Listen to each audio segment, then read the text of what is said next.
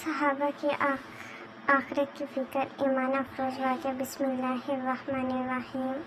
الحمدللہ رب العالمین والصلاة والسلام علی سیدنا محمد وعلی آلہ واصحابہ اجمعین۔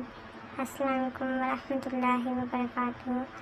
میرے محترم بھائیوں اور بزرگوں، آج کا واقعہ ہمیں صحابہ کرام رضی اللہ عنہم اجمعین کی آخرت کی فکر، اللہ کا خوف اور اپنے اعمال کا مباحث یاد دلاتا ہے۔ صحابہ کرام دنیا میں رہتے تھے، تجارت بھی کرتے تھے، اپنے گھروں اور اہل و عیال کی ذمہ داریاں بھی نبھاتے تھے، لیکن ان کے دلوں میں سب سے بڑی فکر آخرت کی کامیابی کی تھی۔ وہ اپنے اعمال کو بڑا سمجھنے کے بجائے اللہ تعالیٰ کے سامنے اپنی کوتاہیوں سے ڈرتے تھے۔ نیکی کرنے کے بعد بھی ان کے دلوں میں سے یہ خوف رہتا تھا کہ نہ جانے اللہ تعالیٰ کے ہاں یہ عمل قبول ہوا یا نہیں۔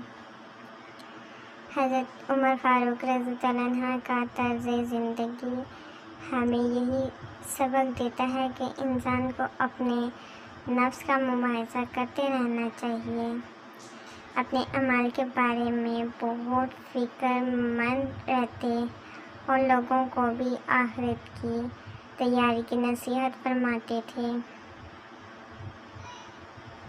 آج ہم ذرا اپنے دل سے پوچھیں، اگر آج ہماری زندگی کی آخری رات ہو تو کیا ہم اللہ تعالیٰ کے سامنے جانے کے لیے تیار ہیں؟ ہم دنیا کی کامیابی کے لیے کتنی محنت کرتے ہیں، لیکن آخرت کے لیے کتنی تیاری کرتے ہیں؟ ہم مال جمع کرنے، گھر بنانے اور دنیا سنوارنے میں سال گزار دیتے ہیں، مگر قبر کے لیے کیا بھیجا؟ اللہ تعالیٰ قرآن کریم میں فرماتا ہے، اے ایمان والو، اللہ سے ڈرو اور ہر شخص دیکھے کہ اس نے کل کے لیے کیا آگے بھیجا ہے۔ لہٰذا آج ہی اپنے اعمال کا جائزہ لیتے ہیں، نماز کی پابندی کرتے ہیں، گناہوں سے توبہ کرتے ہیں، والدین کے حقوق ادا کرتے ہیں، لوگوں کے حقوق واپس کرتے ہیں